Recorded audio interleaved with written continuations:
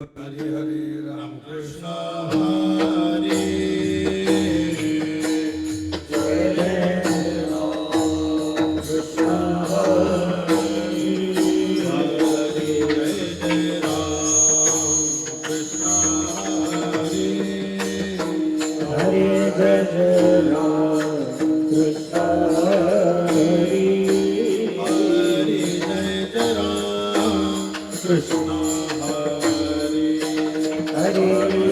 जय राम कृष्ण हरे जय राम कृष्ण हरे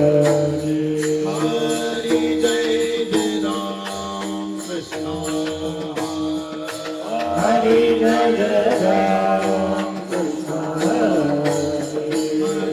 जय जय राम कृष्ण हरे जय जय राम कृष्ण हरे जय जय राम कृष्ण हरे जय राम कृष्ण जय जय राम कृष्ण जय जय राम कृष्ण जय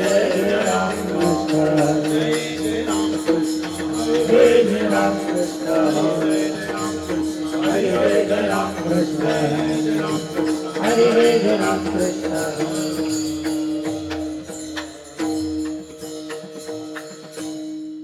रूप कालोचनी सुख झाले ओ साजनी तोहा विठ्ठल परमा तोहा विठ्ठल परमा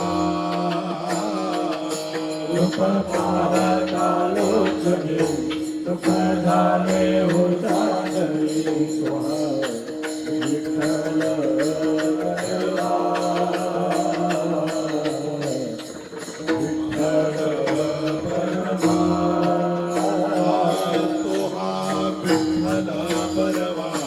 तोहा माधव परमा तोहा विठ्ठल परमा विठ्ठल परमा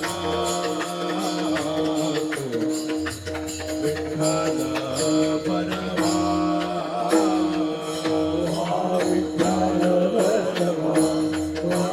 माधव परमा विठ्ठल परमा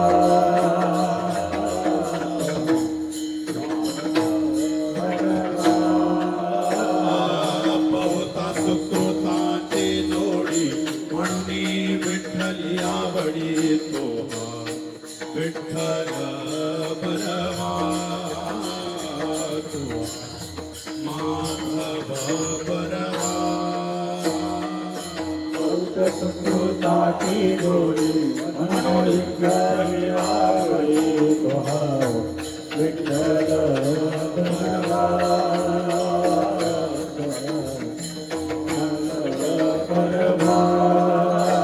सर्व सुखाचे आगर बाप रखुमा देवीवर सर्व सुखाचे आगर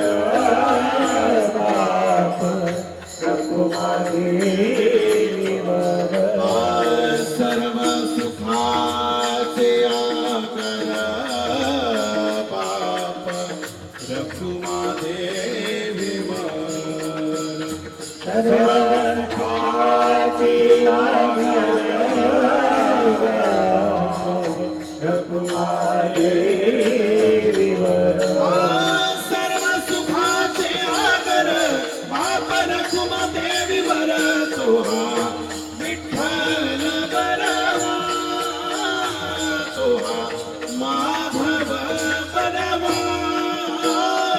सर्व सुखाचे आगर बाप रखुमा देवीवर तोहा परमा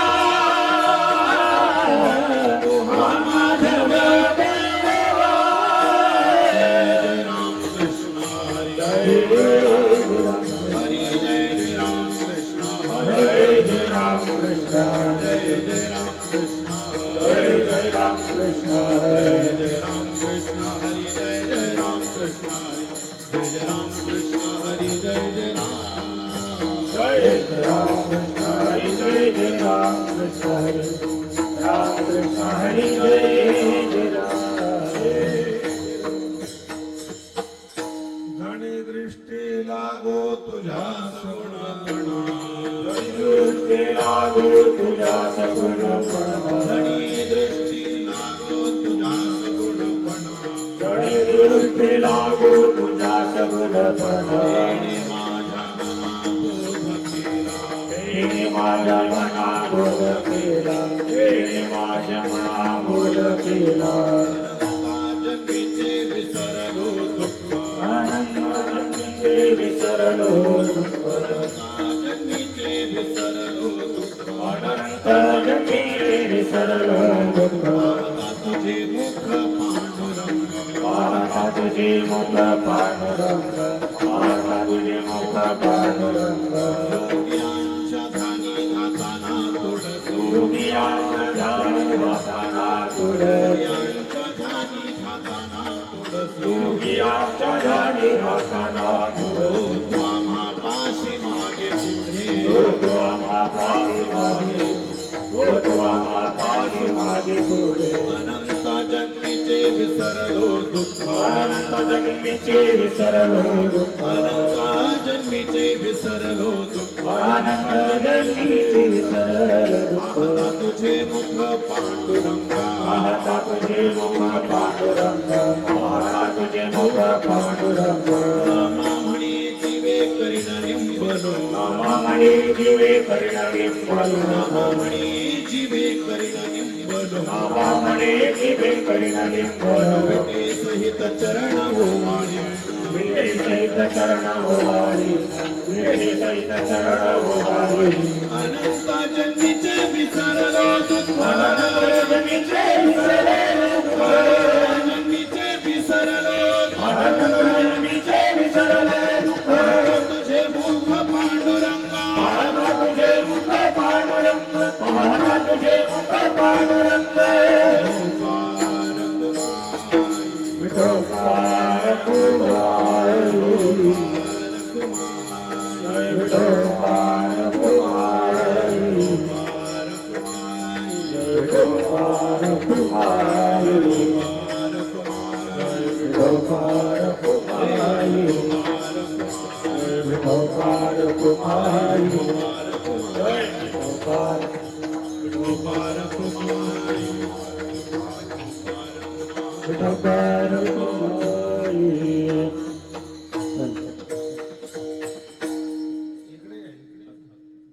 आपल्या मोठेपणाचा त्रास त्यांना कशाला या असे हॅलो कुठून या खरं कीर्तन पूर्ण ऐकायला पाहिजे अर्ध कीर्तन चेहऱ्यावर असतं पण हे पाठीवरची माणसं काय करतात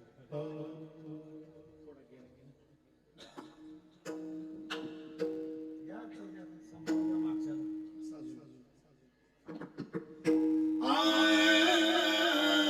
झणी दृष्टी लागो तुझा सगुणपणा झणी दृष्टी लागो तुझा सगुणपणा झणी दृष्टी लागो तुझे सगुणपणा झणी दृष्टी लागो तुझा सगुणपणा झणी दृष्टी लागो तुझा सगुणपणा झणी दृष्टी लागो तुझा सगुणपणा झणी दृष्टी लागो तुझा सगुणपणा झणी दृष्टी लागो तुझा सगुणपणा तेणे माझ्या मना बोध केला तेणे माझ्या मना बोध केला आनंद जगतीचे विसरलो दुःख आनंद जगतीचे विसरलो दुःख तेणे माझ्या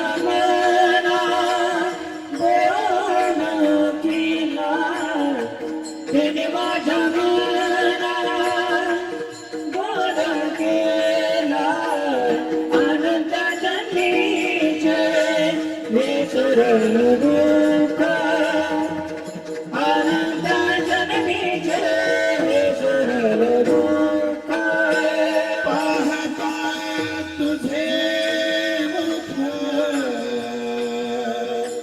पांडुरंगा पांडुरंगा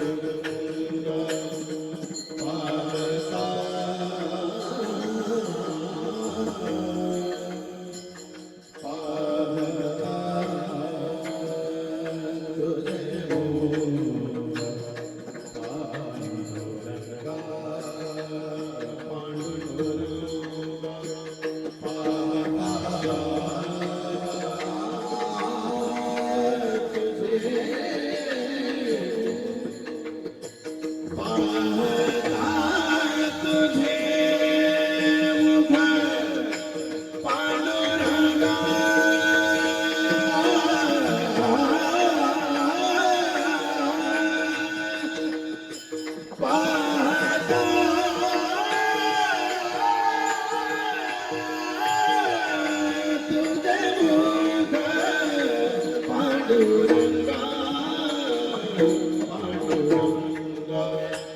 पाहता तुझे मुख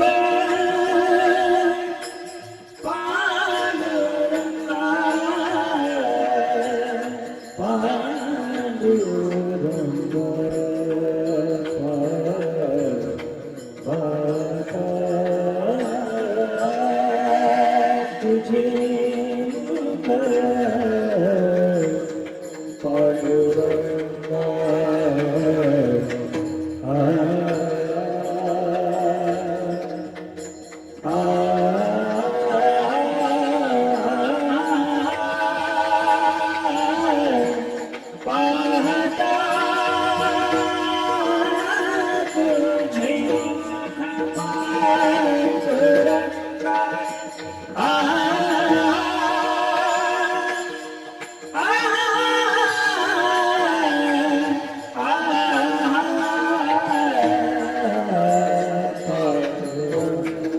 पाहता तुझे मुख पांडुरंगा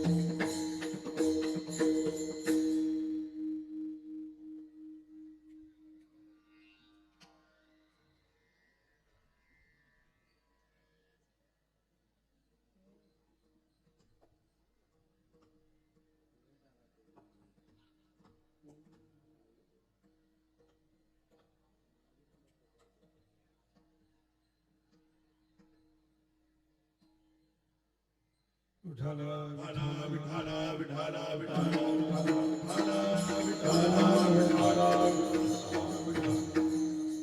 जणी दृष्टी लागू तुझ्या सगुणपणा केले माझ्या मन बोध केला आनंद जन्मेचे विसरलो दुःख पाहता तुझे मुख पांडुरंगा योगियाचे ध्यानी ध्याता नाथोडसी तू आम्हापासी मागे पुढे नामा म्हणे जीवे कर्ण निंबलो न विटे सहित चरण ओवाळीन आनंद जन्मीचे विसरलो दुःख पाहता तुझे मुख पांडुरंगा विठ्ठला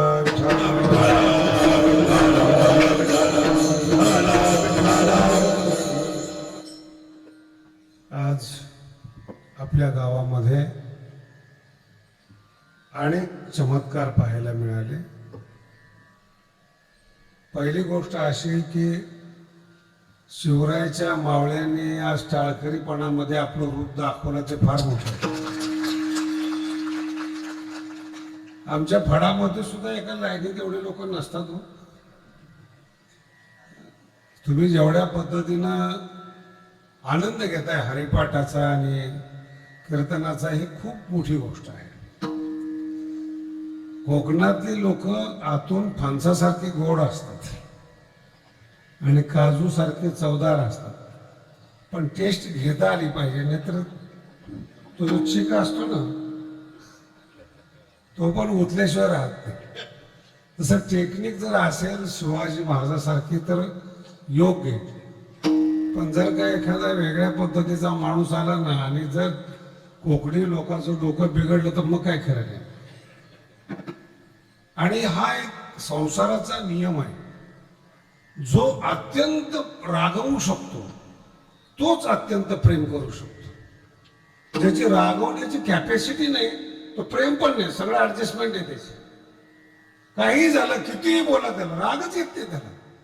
शिळपट माणूस एक बाई माझ्याकडे आली, मला म्हणे आमचं पोरगं लई शांत आहे म्हणे, दूध पिले की झोपते.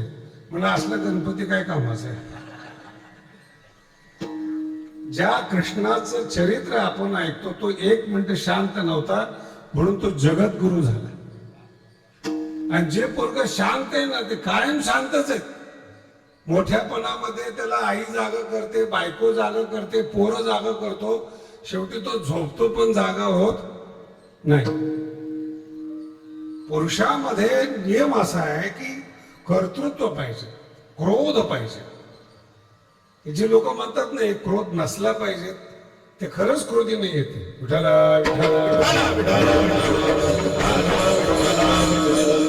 क्रोध एनर्जी आहे, ताकद आहे. कोणतंही काम करायचं असेल ना क्रोधाला योग्य दिशा पाहिजे, तर मग तुमच्या जीवनामध्ये बदलतो. कोणत्याही मोठ्या माणसाचे चरित्र आहे का, तो समाजावर रागवत नसेल, रागवताना दिसत नसेल, पण राग असल्याशिवाय मोठं होणार नाही. हे लक्षात ठेवा. कुठेतरी धर्माचा इतिहास या भूमीने रचलेला आहे. शिवाजी महाराजांनी रचलेला त्या जागेमध्ये. तुम्ही भाग्यवान आहेत, त्यांच्या नावाच्या जिल्ह्यामध्ये, रायगड जिल्ह्यामध्ये तुम्ही वागताय. फार मोठं भाग्य आहे महाराज. संपूर्ण पृथ्वी ज्यांचं नाव घेते त्यांच्या सानिध्यामध्ये तुमचं वास्तव्य आहे. आणि त्यात पुन्हा तुमच्या गावातला हिरा विवेक महाराज शास्त्री आमच्या भगवानगडाच्या कोंदणामध्ये तुम्ही दिलाय, हे तुमचे उपकार आहेत. ज्याचा वापर तुम्ही करायला पाहिजे त्याचा वापर आम्ही करतोय, तरी तुम्ही टाळ्या वाजवताय. विठाला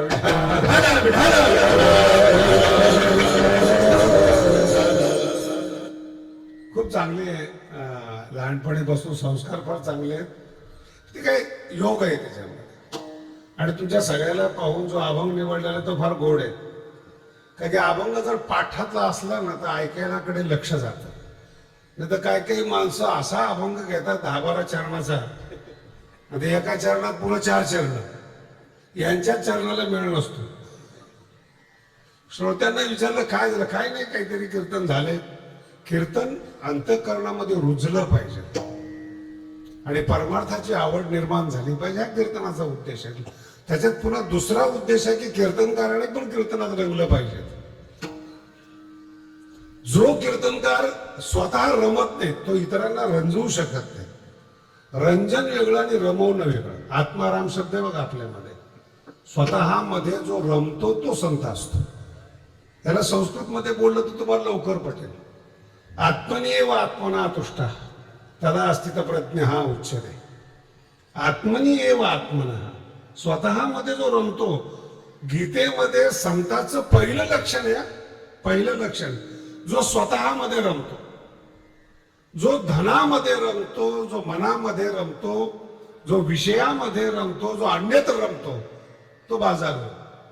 स्वतः आपली एनर्जी ना, आपल्या ताकद आहे. विठ्ठल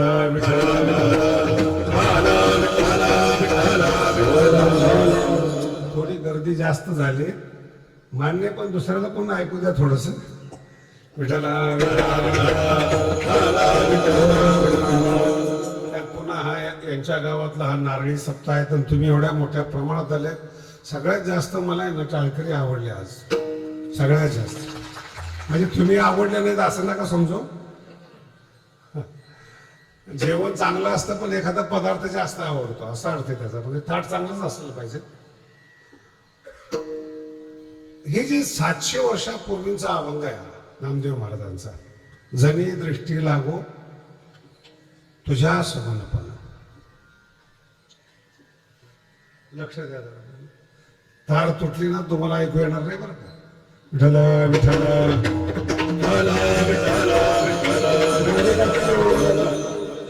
आपल्या जीवनामध्ये आपल्यातलं काय चांगलं आहे हे पहिलं ओळखणं म्हणजे परमार्थ करणं. अगदी बारकाईने कीर्तन आहे का.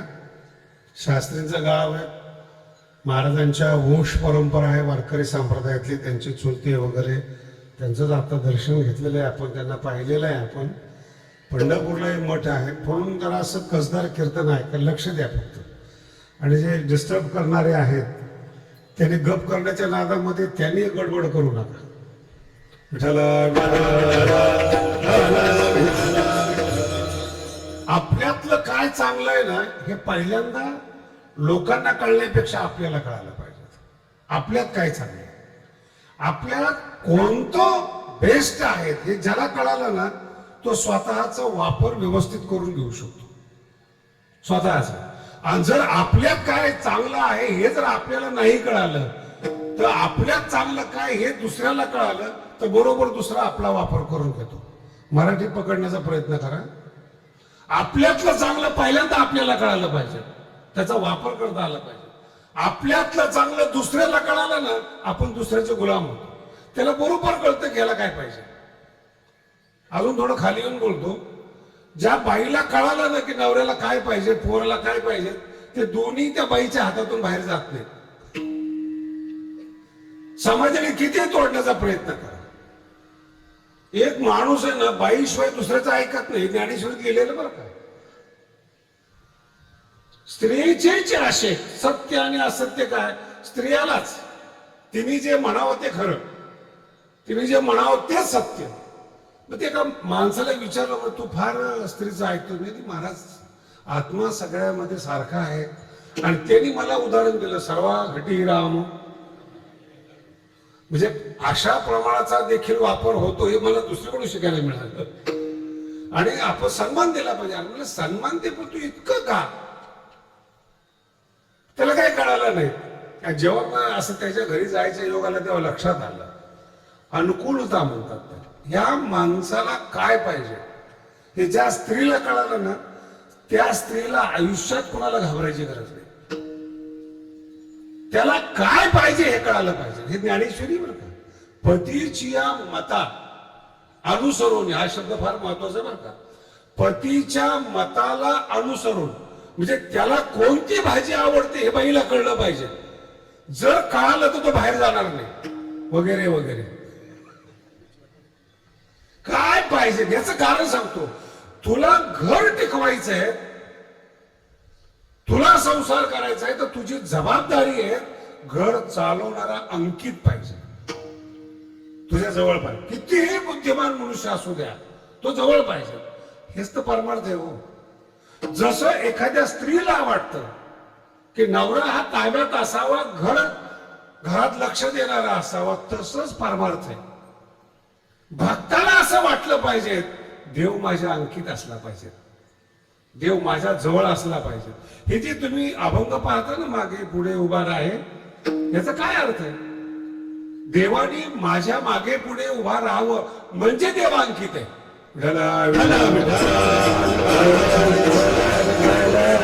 सौजन्याची भाषा नाही, अंकिताची. इतकी भक्ती करा. ज्ञानोबाने एक ओवीचा तुकडा सांगतो तुम्हाला 13व्या अध्यायातला. ज्ञानोबा म्हणतात मी माझ्या गुरुचा असा शिष्य आहे, 100 शिष्य असतील माझ्या गुरुला, पण तया अनुरागा वेध लागे. गुरुच्या प्रेमाला माझं वेळ लागेल तरच शिष्य आहे मी, याला म्हणतात शिष्य. 100 शिष्य असू द्या, तया अनुरागा प्रेमाला वेध लागे. त्या प्रेमाला काय हवंय हे मला माहिती आहे, म्हणून माझ्या करता प्रेम वेड झालं पाहिजे, याला पुरुषार्थ म्हणतात, याला जीवन म्हणतात. तक्रार करू नका, हे ऐकत नाही, ते ऐकत नाही, तो बोलत नाही, हे सगळे छोट्या गोष्टी. तुम्हाला अनुकूल करून घ्यायचं असेल, तुम्हाला कळलं पाहिजे तुमच्यात बेस्ट काय.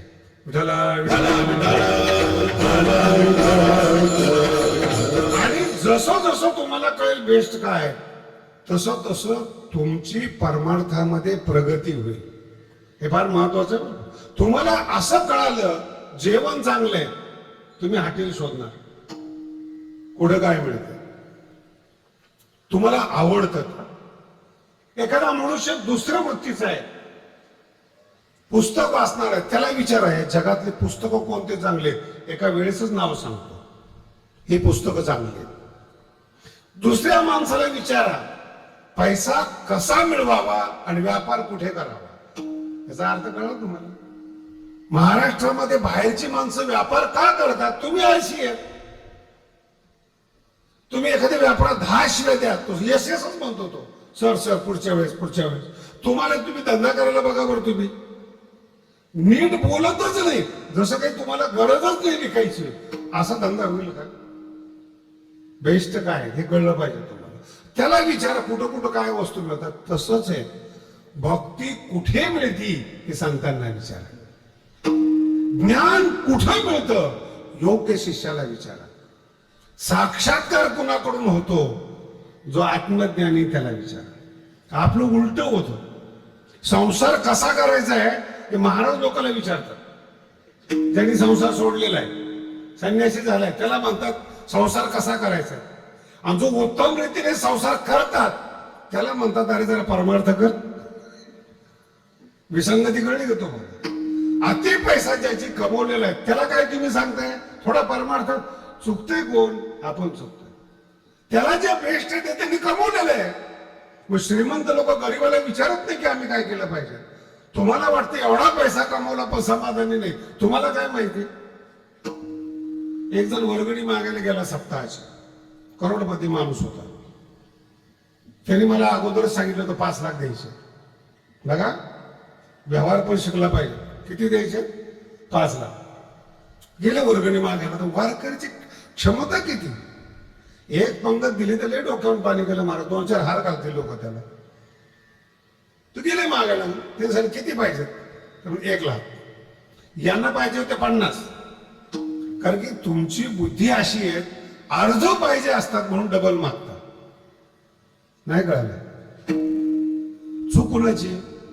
ज्याला मागताय त्याची योग्यताच तुम्हाला कळाली नाही. त्याला 5 द्यायचे, तुम्हाला 50 पाहिजे आणि मागताय 1. तुमच्या डोक्यात गणित काय, अर्धी तरी देईल ना, अर्धी तरी देईल ना. उत्तम होतं, थोडस अजून मागा. वा वा, करण्याची आवड, डायरेक्ट करण्यापर्यंत 2 लाख. ठीक आहे, काय हरकत नाही. 2,50,000 काढलेले देऊन टाकले. अख्ख्या गावाच्या लोकांनी 50 लाखाचा सप्ताह केला, पण मान 2.5 लाखाला गेला. मान जमलीत किती, 50 लाख, आणि मान कितीला गेला, 2.5 लाखाला. शायनिंग त्यांनी मारली, जमलेत 50. नाही कळत गणित जीवनामध्ये. आपली क्षमता, आपलं बेस्ट आपल्याला माहित नाही. तुमच्या शरीरातलं काय चांगलं आहे जेणेकरून तुम्हाला आनंद मिळेल, पहिल्या चरणात सांगतो. आणि दृष्टीला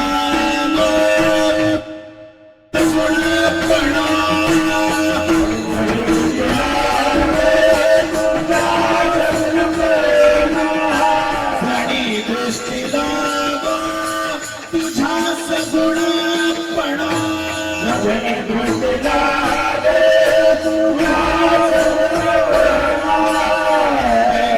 माझ्या मना बोध केला, तेणे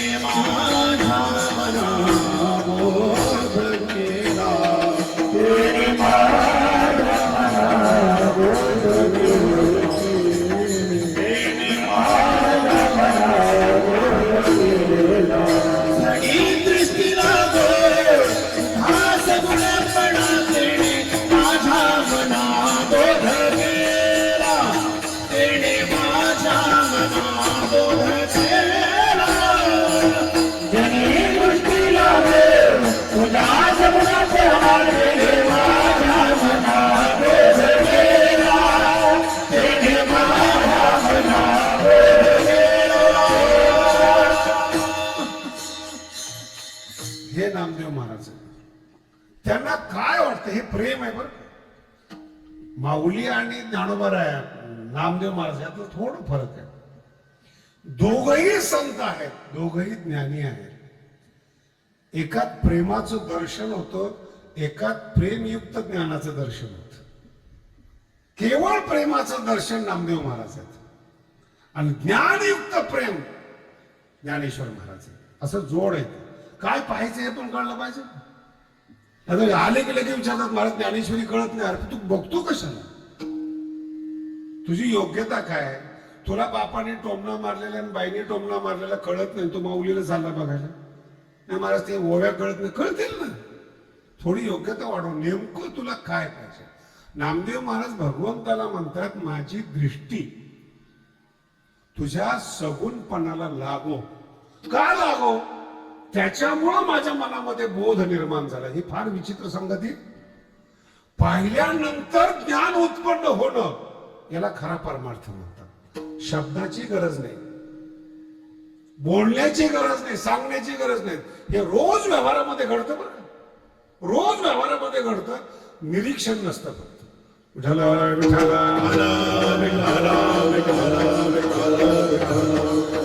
एका माझ्या बोलण्याचा फार चुकीचा अर्थ काढू नका बरं. काय समजून सांगण्यासाठी दृष्टांत असतात. सगळी लोक बसलेली तर सगळ्या मुली बसलेल्या आहेत. ज्याचं एकमेकाकडे पाहणं चालू आहे दृष्टीनं, त्यांना न बोलता कळतं एकमेकांना. लक्षात कसा आहेस हे काही तोंडाने विचारत नाहीत. मग ते लई खालच्या थराचं प्रेम झालं बरं. कसा आहेस काय नुसतं डोळ्यांनी पाहिलंय की कळतं. आईला तुम्ही बघा, तुम्ही पोरग पाहते फक्त, पोराला विचारत नाही कसं आहे. तिला खानदानी प्रेम म्हणतात. नाही विचारत पोराला. फक्त असं डोळ्याने बघितलं ना त्याचा सगळा 7-12 हिच्याकडे आलेला असतो. तो रागवला तरी ती हसते, हसला तरी ती रागवते. ही भाषा आहे प्रेमाची. मुलगा हसला ती रागवते, तुला काय अकल नाही करे. आणि तो रागवला, रागवण्यासारखं बोलली, रागवण्यासारखे डोळे केले आणि ते डोळे बघून पोरग रागवलं. नेहमी प्रेमाने ओथंबलेली असते. आज तुझे डोळे कोरडे दिसतात, ते पोरग रडतं. नाही का? याला जीवन म्हणतात. याच्यासाठी जगायचं असतं. नुसतं रात्रंदिवस कमव कमव, कुणाच्या तरी मड्यावर टाक आणि जाताना सगळं देऊन पुन्हा रामराम करत जातो. रामनाम काय जीवनाचे तुला जे 5 ज्ञानेंद्रिय दिले, हृदय आणि बुद्धी दिली, कधीतरी वापर करायचा. काय संत का संत आहेत? जे बेस्ट आहे त्याचा वापर करतात. डोळे, झणी, दृष्टी. झणी शब्दाचा अर्थ आहे मात्र. दृष्टी लागो तुझ्या सगुणपण. मला कुठून आनंद मिळतो, मला कशा पद्धतीनं बोध होतो, मी कशा पद्धतीनं जगू शकतो, हा फार महत्वाचा प्रश्न. काही नाही, तुझ्या सगुणपणाला दृष्टी लागू, तिथून मला बोध आला. तुम्ही आजपर्यंत पंढरपूरच्या वाऱ्या केल्यात, याच्यावर कधी विचार केलाय का? तेने माझ्या मनात. आपण विठ्ठलाला पाहतो बस एवढंच आहे. पाहता पाहता मन हे पाहत राहिले. किती लोक माझ्या पुढं लाईनीत लागतात. एकदम देव समोर उभा आहे आणि मध्ये किती लोक घुसतात. तिकडं तुमची दृष्टी कुठं लागली पाहिजे? सगुणपणावर. देवावर नजर खेळली पाहिजे. देवाला आडवी येणाऱ्याच्यावर तुमची नजर खेळते. काय माणूस आहे हो. म्हणजे हा 12 तास लाईनीत उभा राहिला तरी याच्या डोळ्याची लाईन नीट नाही. 12 तास तुम्ही उभा राहिला देवासाठी. देव जवळ आलेला आहे. दृष्टी बदलते, दृष्टी धोका देते.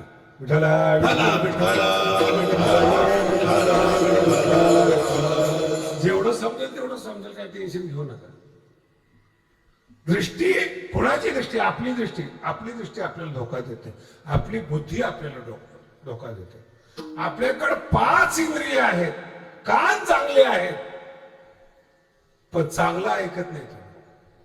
कान चांगले ऐकत नाही चांगलं. बोलणं चांगलंय बोलत नाही चांगलं. गैरवापर म्हणतो आम्ही याला. आणि तसाच हा शब्द आहे. डोळे चांगले आहेत, दृष्टी चांगली नाही. किती कळते मला नाही माहिती. कान चांगले आहेत, चांगलं कळत नाही, चांगलं ऐकत. दोष कुणाचा आहे? तुम्ही तर महाराज फार साधं साधं बोलतायत. हेच तर तुकोबराय बोलतात. कान भरो ऐके तुझे कान भरून ऐके तुझे कान भरून ऐके तुझे कान भरून ऐके तुझे देव विश्रांती देवा विश्रांती देवा विश्रांती देवा. हे वेदवाक्य बर का. कान भरून ऐके ना तुझी कीर्ती नाही, वेदवाक्य. आपल्या वाटतं तुकोबराय साधे बोलतात, चुकीचं आहे. तुम्ही मंत्र ऐकले असेल, भद्रम कर्णेभिः शृणुयामा. भद्रम शब्दाचा अर्थ आहे मंगलमय, कीर्तिमय, कल्याणकारी. आम्ही कानाने वाईट ऐकू नये, शिव्या ऐकू नये. त्याच्यात पुन्हा सांगतो, कुणाची चाडी ऐकू नये. याच्या पुढे जाऊन सांगतो, पापी चरित्र ऐकू नये. कानातून हृदयात गेलं ना, सगळी यंत्रणा बरबाद होते.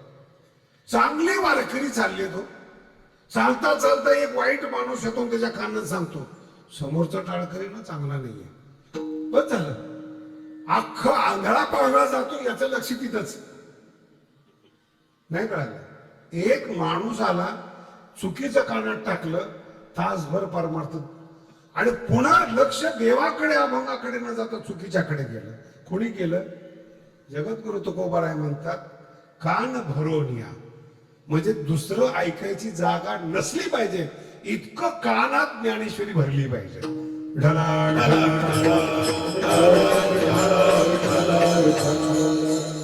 जागाच नसायला पाहिजे, कान दुसरी जागाच नाही. आणि या कान भरून याचा दुसरा अभंग सांगतो तुम्हाला, खूप सुंदर आहे. आता मजपासी नका वदो प्रपंचे विषयी. याचं नाव आहे कान भरणं. भरणं म्हणजे त्या अर्थाने भरणं नाही बरं का, भरोनिया. तृप्त झाले का, डोळे तृप्त झाले तुझ्या सगुणपणा. याचा फायदा काय? तेने माझ्या मना बोध केला. हा शब्द अतिशय महत्वाचा बरं का. हे अंधश्रद्धा नाही या अभंगामध्ये. काहीतरी अभंग रोज अभंग म्हणतो, हरिपाठाचे अभंग म्हटले पाहिजेत, सुंदर असे हे अर्थ नाही. फार छोटे छोटे अर्थ आहेत, पण भयान बोध केला. याचा पुढचा टप्पा सांगतो. जर तुम्हाला ज्ञान पाहिजे ना, कोणत्याही माणसाच्या पाया पडू नका. हा दुसरा अर्थ या अभंगामध्ये. कितीही मोठा साधू असू द्या, 50 वर्षांनी कळते की तो साधू नव्हता. अरे 50 वर्षात दृष्टी चुकली ना, तुझे 50 वर्ष गेले, तो गेला खड्ड्यात. चूक कोणाची झाली? 50 वर्षानंतर मग कळतं. काही काही विद्यार्थी आहेत 10-12 वर्ष इतरांची सेवा करतात, तरुण पण निघून जातात, थकल्यानंतर माझ्याकडे येतात. महाराज ते कीर्तन ऐकल्यावर बरं वाटतं, पण ते जरा उशीर झाला. म्हटलं मी थोडंच म्हणतोय. तेच काय म्हणतात, उशीर कोणी केला? उशीर नाही म्हणे. जरा एका महाराजाकडे गेलो होतो, राबू घेतलं होते. मग काय झालं? ज्ञान दिलं नाही. नव्हतंच देणार कुठून? ज्ञानी माणूस राबवत नाही. नीट ऐका, ज्ञानी माणूस कधीही कोणाला राबवत नाही. जरी ज्ञान देत नसला, फक्त तुमचं निरीक्षण करतो. वेदातलं खूप सुंदर वाक्य आहे, इतकं सुंदर वाक्य आहे. नुसतं गुरु डोळ्याने बघतो, बोलत काहीच नाही. गुरोस्तु मौन व्याख्यान. व्याख्यान कसं आहे? बोलत नाही, मौन व्याख्यान. शिष्यस्तु छिन्न संशय. हृदयात सर्व संशय दूर होतात. यासाठी परमार्थ आहे आणि यासाठी दृष्टी आहे.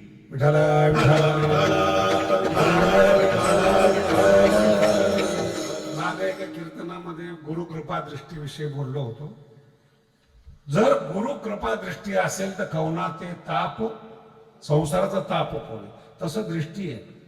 अर्जुन जो आहे ना, अर्जुनाला जर विचारलं, 11व्या अध्यायामध्ये खूप गोड प्रसंग आहे आणि इतके गोड शब्द आहेत, फक्त थोडस लक्ष दिलं तर आपल्या लक्षात येतं.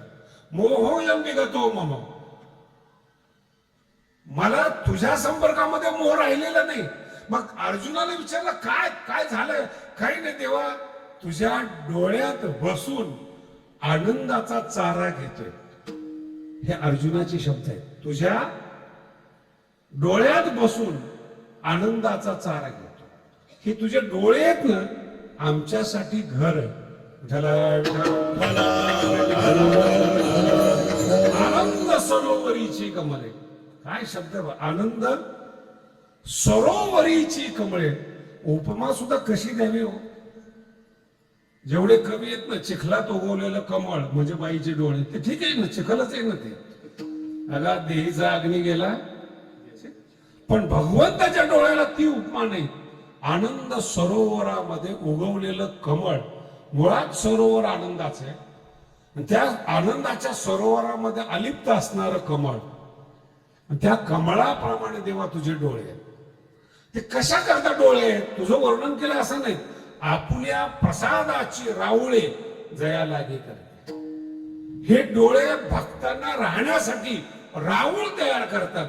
जणी दृष्टी लागो, तिथं मी राहिलो पाहिजे, देवाच्या डोळ्यात राहिलो पाहिजे. विठ्ठला विठ्ठला एकदम हे जरा जास्त कठीण झालंय, तुमच्या चेहऱ्यावर कळतंय मला. नाहीला तो विषय पण तसा आहे की नाही, माझ्या मना बोध केला त्याला, तर माझाही नाहीला पण वेगळ्या पद्धतीने सांगतो. आईच्या दृष्टीत जर मुलगा असेल ना, कशाचीच भीती नाही. कशाचीच भीती, कशाचीच हा.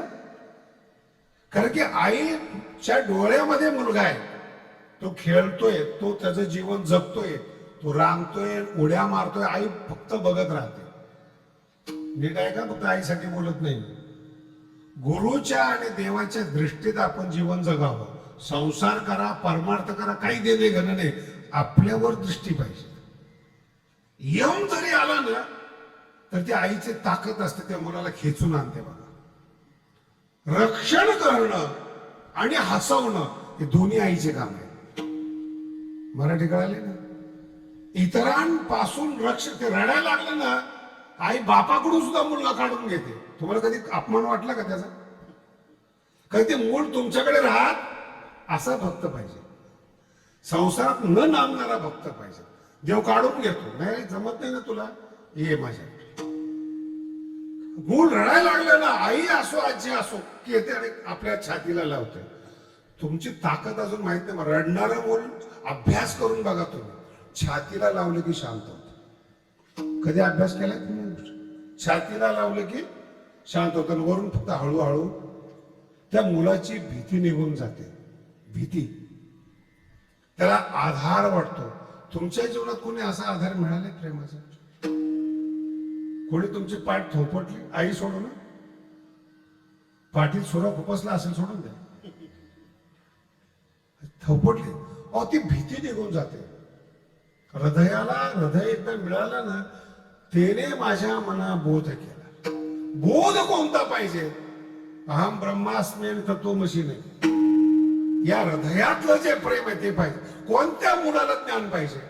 आणि त्याच्याही पुढे जाऊन सांगतो, मुलाला भाषा समजत नाही, पण मूल आईला समजतं. पुष्कळ झालं. मुलाला भाषा येत नाही, कारण की ती शिकवते ना. भाषा येत नाही, पण मूल समजतं. आपल्याला काहीच नाही आलं ना, तत्वज्ञान चालतं. आपण देवाला समजलं पाहिजे. तेने माझ्या मनात एवढाच परमार्थ आहे.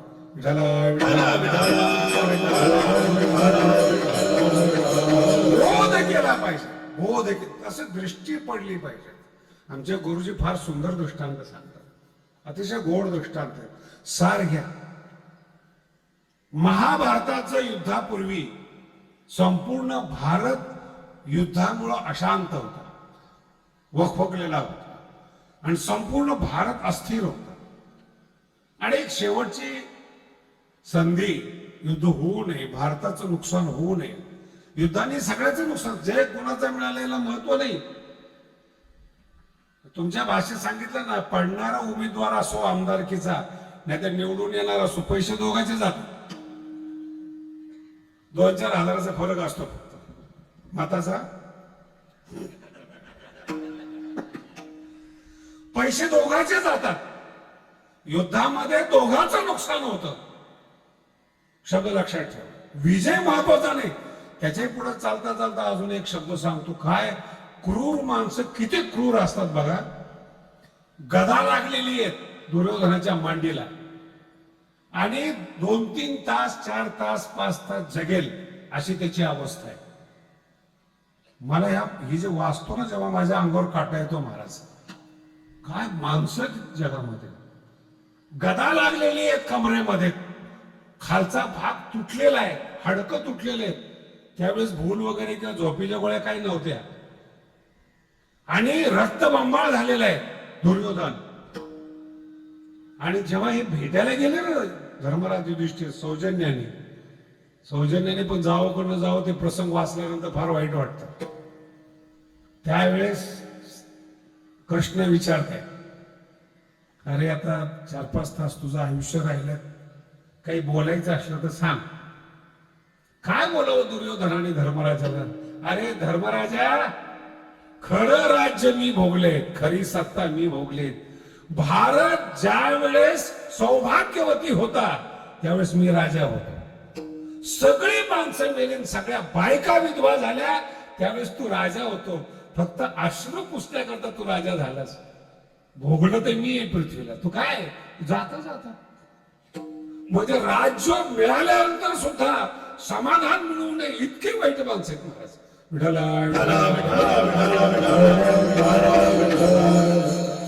आणि ह्या लोकांमध्ये आपण राहतो. ह्याला म्हणतात जे तर चोहीकडे जळत, प्रत्येक माणूस जळतोय तुम्हाला, प्रत्येक माणूस टोमण्या मारतोय आणि त्याच्यात तुम्ही जीवन जगता. खरे सांगते तुम्ही किती सहन करता आयुष्यात. टोमणा पहा कसा आहे. आणि ते युद्ध होऊ नये या हेतूने भगवान श्रीकृष्ण हस्तिनापूरला जातात. आता ते राजकारण, मोठ्या प्रमाणातलं राजकारण, इतकं सुंदर वर्णन आहे महाभारतामध्ये. बघा, राजदूत म्हणून कृष्ण गेलेले आणि राजकारण पण धृतराष्ट्राचे आंधळ असलं तरी पक्के बरं का राजकारणाला. वर्णन फार छान छान आलेलं आहे. त्यावेळेस चायनामधून त्यांनी कापड मागवलं होतं,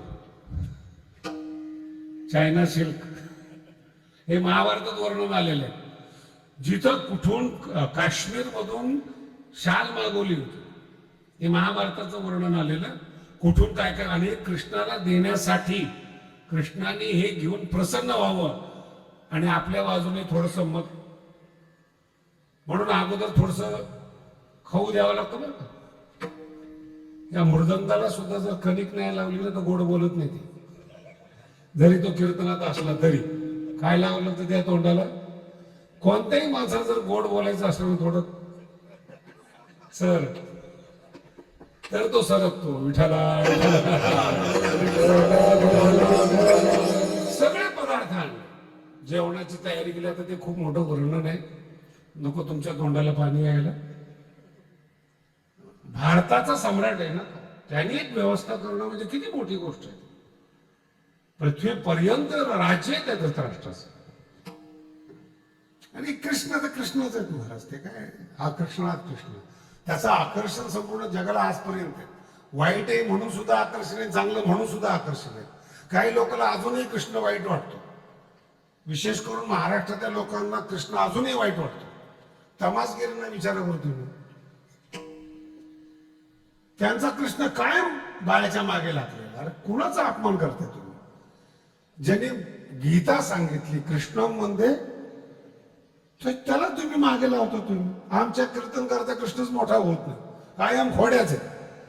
50 वर्ष झालं ती दाढीची गाठ आणि बीएटीची गाठ अजून सुटलेली. अरे आपण आपल्या देवतेबद्दल काय बोलावे कळलं पाहिजे. त्याचे रहस्य काय होतं. मी अनेक वेळा कीर्तनामध्ये सांगितलंय, तुमच्या गावामध्ये नवीन पोरगी लग्न करून येते, तिला 2-3 महिन्याला का बाजारात पाठवतो का? बोला ना, बाजार करायला पाठवता का? त्या काळातली गोष्ट सांगतो. मग बाजारला जाणाऱ्या सासवा झालेल्या बाया होत्या, मुली नव्हत्या त्या. आणि कृष्ण जेव्हा अडवायला जात होते त्याचं म्हणणं असं होतं, तुम्ही दही दूध लोणी मथुरेला राक्षसाला विकताय आणि हे मटेरियल ते खाऊन आपल्याला त्रास देत आहेत.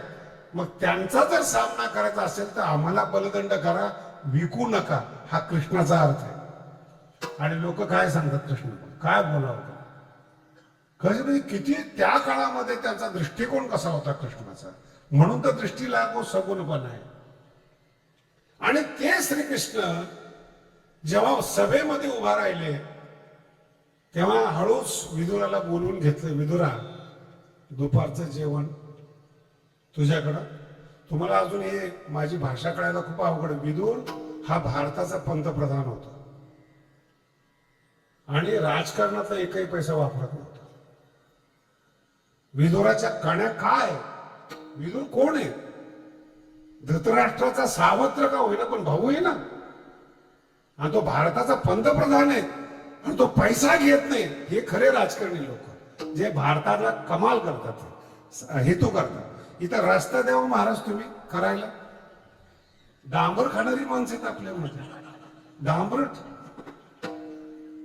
आणि मला एका ह्याने सांगितलं, महाराज जर आम्ही रस्ता जर पक्का केला तर पुढच्या वर्षी पैसे कसे कमवायचे? काय डोकं आहे त्यांचं. विदेशात जा, 10 महिने पाऊस असतो, रस्ता खराब होत नाही. आपल्यामध्ये कोकणामध्ये तर सगळं जामच. विठाला विठाला पुन्हा वाद नको व्हायला. आणि तो निरोप विदुराला दिला. विदुराने आपल्या पत्नी मार्फत पत्नीला पाठवला. बघा काय ते दृश्य आमचे गुरुदेव वर्णन करतात. जसे आज तुम्ही सगळ्यांनी मिरवणूक काढली तशी ती कृष्णाची मिरवणूक हस्तिनापूरमध्ये होती. रथावर बसले होते कृष्ण आणि एका कोपऱ्याला सुलभा उभी होती, विदुराची पत्नी. काही इच्छा नव्हती तिची, गर्दीमध्ये नव्हती, काही नव्हती, साईडला उभी होती. असं वाटायचं देवाची दृष्टी या मातीच्या शरीरावर पडावी. याला म्हणतात भक्ती महाराज. हा अभंग आहे आज. काही नाही, हे जे सडक शरीर आहे, रोगाने युक्त शरीर आहे, या शरीरावर एकदा कृष्णाने बघावं आणि या शरीराचं कल्याण करावं, एवढ्या आतुरतेनं ती पाहत होती. देव आहेत ते. जेव्हा गेली दृष्टी आणि सुलभेकडे जेव्हा पाहिलं, दृष्टी लागली महाराज तिथे. फक्त हात केला तिला,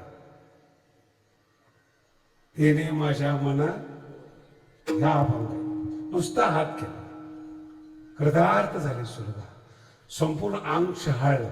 भगवंतानी माझ्याकडे पाहिलं, मला आशीर्वाद दिला, माझं कल्याण झालं, जीवन झालं. देह भान विसरलं. दुसऱ्या चरणाचं अनंत जन्मीचे विसरलो दुःख, अनंत जन्मीचे विसरलो, अनंत जन्मीचे विसरलो, अनंत जन्मीचे विसरलो,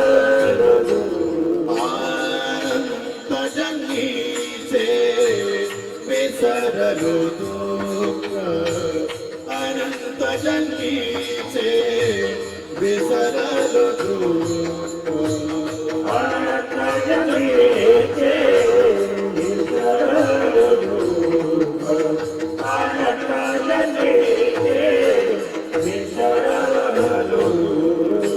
पाहता तुझे मोठा पांडुरंगा, तुझे भोग पांडुरंगा, अनंत जन्मीचे विसरलो दुःख, अनंत जन्मीचे विसरलो दुःख.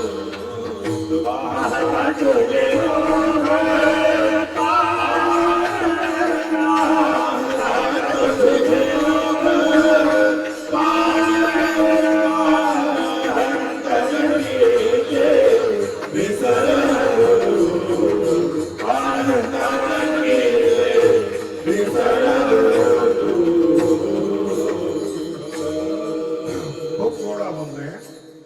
विसरणे नाही, चावी लक्षात ठेवा. या अभंगातला मुख्य शब्द विसरणं. जे दारुण येत ना त्यांना कधीही विसरा. त्यांना विचारतो का पितोस? खूप त्रास आहे हो, विसरण्यासाठी पितो. कधीतरी त्यांच्या भावना समजून घ्या. मी प्रोत्साहित करतो असं नाही. किती टेन्शन आहे पुरुषांना या काळामध्ये. तुम्ही तर भाग्यवान आहेत, सगळं व्यवस्थित चाललंय. पण आमच्या मराठवाड्यात आला ना, एकेका गावामध्ये 25-30 पोरं बिना लग्नाचे आहेत. तुमच्याकडे काय परिस्थिती मला नाही माहिती, सेम आहे का? महाराष्ट्राचं काय करतात? किती दुःख असेल. जन्माला येऊन एक सुद्धा लग्न करायला आपल्यासाठी तयार झालेली नसावी, याच्यापेक्षा काय वाईट आहे? दुःख आहे, पैसा आहे, दुःख, विसरणं. अभ्यासात स्वतःला विसरा, प्रेमामध्ये विसरा, ज्ञानामध्ये विसरा, भक्तीमध्ये विसरा. त्याच्याही पुढे जाऊन सांगतो तुम्हाला, समाधीमध्ये विसरा. पण विसरणं ही चावी या जगाची. कितीही जग एका बाजूला बोलू द्या, जगाला विसरला तो देव झाला. जगद्गुरु तुकोबाराय भंडारा डोंगरावर गेले, विसरण्यासाठी गेले. अर्थ काय लागतो? तिथं काही वेगळं होतं डोंगरावर, असं तुमच्याकडे मोठे मोठे डोंगर आहेत, चढून बघा बरं तुम्ही. जायचं कशा करता? विसरण्यासाठी. विसरायला कारण पाहिजे. म्हणून जेवढे म्हणून व्यसन आहेत त्या सगळ्यांना तो तुम्ही इंटरव्ह्यू घेऊन पहा, विसरण्यासाठी. पण जिथं हृदय लागतं ना, त्यांनी पाहिल्यावर विसरणं ते प्रेमाचं विसरणं. कृष्णावर प्रेम होतं सुलभेचं, आणि एक दृष्टी पडली तेने माझ्या मनात. एवढंच आहे बरं का परमार्थ. याच्यापेक्षा दुसरा परमार्थच नाही. परमार्थात जा, आपल्या मित्रवर्गामध्ये जा, एक दृष्टी असते, फक्त ती पाहायची असते, एकमेकाला भेटायची असते, एकमेकाने एकमेकाला पाहायला समाधान वाटतं. यालाच परमार्थ म्हणतात. तेने माझ्या मनात सुलभेने नुसतं पाहिलं, भगवंताने हात केला आणि पाहिलं, विसरून गेली स्वतः. हे जीवन आहे.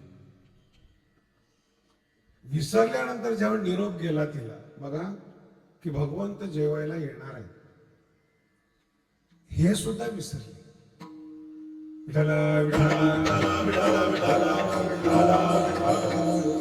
ज्ञानेश्वरी मध्ये माझ्या आवडीची एक ओवी आहे, पाठ करा तुम्ही 10व्या अध्यायातली. खूप गोड ओवी आहे, जसे सूत्र येते. हे जे संत लोक असतात ना, का आनंदी असतात त्या जगामध्ये. मी तुमच्याकडे आलो, तुम्ही जे दिलं ते मी खाल्लं, तुमच्यामध्ये बसलो, तुमच्यात संवाद साधल्याने गेलो, मला दुःख झालं नाही, इतरांना का दुःख होतं? ही त्याची सूत्र आहे. त्याच्यामध्ये जगद्गुरु तुकोबाराय म्हणतात, ही जे साधू संत आहे ना, ते माझ्याविषयी जगामध्ये बोलतात. माते विश्वी कथित, हे ओवी 10व्या अध्यायामध्ये जाऊन पाठ करा, खुश व्हाल तुम्ही. बाकीच्या ओव्या नाही कळल्या तरी चालतील. आणि त्या काही ओव्याला असं म्हणा, तू नको कळू पण हे कळू दे. माते मला विश्वामध्ये सांगतात. हे जे भगवंताचं सांगणं आहे, भगवंताबद्दल सांगणं आहे, याला कीर्तन म्हणतात. तैसे माते विश्वी कथित. आणि जर चांगलं कीर्तन झालं तर तुम्ही खुश होत नाही. मी देवाबद्दल मला चांगलं बोलता आलं, या बोलण्यावर ते खुश होतात. कथिलेनी तोषू, सांगितल्याच्या आनंदाने. काय सांगितलं हे विसरतात. बघा डोकं लावा. अगोदर काय शब्द आहेत? माते विश्वी कथित, मला विश्वामध्ये सांगतात. आणि चांगलं सांगितल्यानंतर सांगितल्याच्या आनंदाने सांगणं विसरतात. काय सांगितलं हेच लक्षात नाही, याला म्हणतात विसरणं. अनंत जन्मीचे, त्याच्यावर बोलता जरा तिथं पॉइंट सोडू नका. सगळे कीर्तनकार मंडळी दिसते. कथिलेनी तोषू, सांगितल्याच्या आनंदाने सांगणं विसरतात. आणि तया विश्रामाची विरत, जी विसरलेले ना, त्या विश्रामाची जीव आणि मन, शरीर हे विरत, त्याचं नाव आहे परमार्थ. काय किती मोमी गोड आहे महाराज.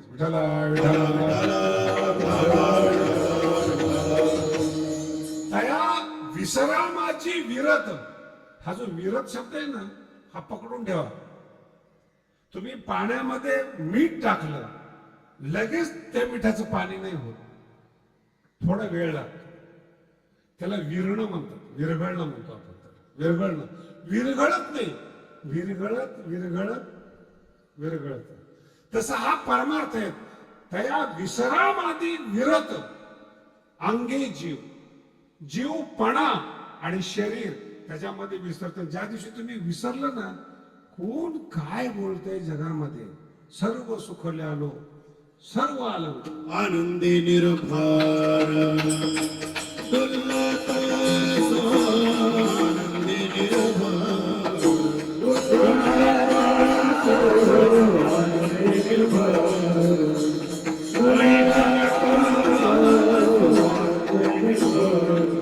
सर्व सुखला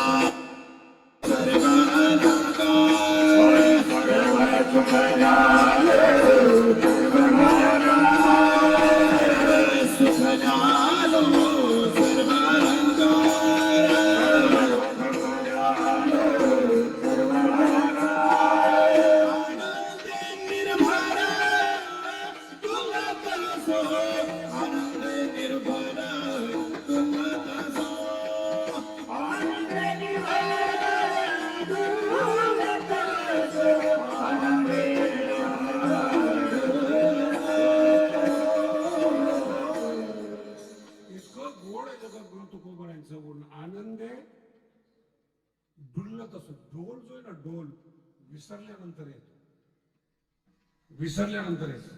देहाचा विसर पाडी मज, देहाचा विसर, आणि तो बोध होतो तर विसर पडतो. असं विनाकारण विसर नाही, ऍक्टिंग नको करायला. बऱ्याच लोकांमध्ये, बऱ्याच धर्मामध्ये असं पाणी शिंपडलं ना, भूतासारखे ओरडायला लागतात, मुळातच ते असतात. आणि मला कधी कधी अशी भीती वाटते, ही जी अंगात येणारी माणसं आहेत ना, जेव्हा झुलतात, अहो हे जर शुद्धीवर असले ना, तू बोलताना मराठी बोलता येत नाही त्यांना, इतके लाजतात. आणि अंगात आल्याबरोबर इतके ओरडतात ते. देहाचा विसर, जगाचा विसर पडलेला असतो त्यांना. बिनधास नवरा असो, पुढं बायको, काय काय ओरडायला सुरुवात केली की भूतासारखेच. हे विसर म्हणतो आम्ही त्याला. हे जे विसरलंय ना, हे प्रेमातलं विसरणं असलं पाहिजे. तोंड आणि मन शांत होतं, अंगे विरत, जीव विरत, ते विसरणं महत्वाचं आहे. आणि जशी दृष्टी गेली कृष्णाची ती विराली. सुलभा विसरली आपल्या शरीराला, आणि भगवंतानी माझ्याकडे पाहिलं, भगवंतानी माझ्याकडे पाहिलं. या भजनामध्ये, या तल्लीनतेमध्ये करायचंच विसरून गेले. स्वयंपाक करायचं विसरलं. ज्या देवावर एवढं प्रेम आहे, त्या देवासाठी पाहुणाचार विसरले. आणि अचानक जेव्हा भगवंत घरी येतात, आपण देवासाठी स्वच्छ असावं अशी भावना होती ना. अंगाला माती लावलेली होती, त्या काळात साबण नव्हते ना, माती लावायची. म्हणून त्या काळामध्ये त्वचारोग पण नव्हते, कारण की केमिकल अंगाला लावत नव्हते. आता तर काय महाराज त्याच्यावर बोलणं चुकीचं, इतकं वाईट गोष्ट. आणि ती जी माती अंगाला लावलेल्या अवस्थेमध्ये, चेहऱ्याला माती, अंगाला माती, आणि अचानक कृष्ण गेले. ते अचानक जातात, त्याचंच नाव कृष्ण. हे फोन करून कुठपर्यंत आलो, इथपर्यंत आलो, ते काही मजा नाही त्याच्यामध्ये. अचानक धडकल्यानंतर जो धक्का बसतो ना, त्याचं नाव आहे प्रेम. हे ज्ञानोबांची ओवी आहे. माझं प्रत्येक शब्द हा माऊलीतलाच असतो. फक्त सगळ्या ओव्या सांगितल्या ना तर तुम्ही बोर व्हाल. अचानक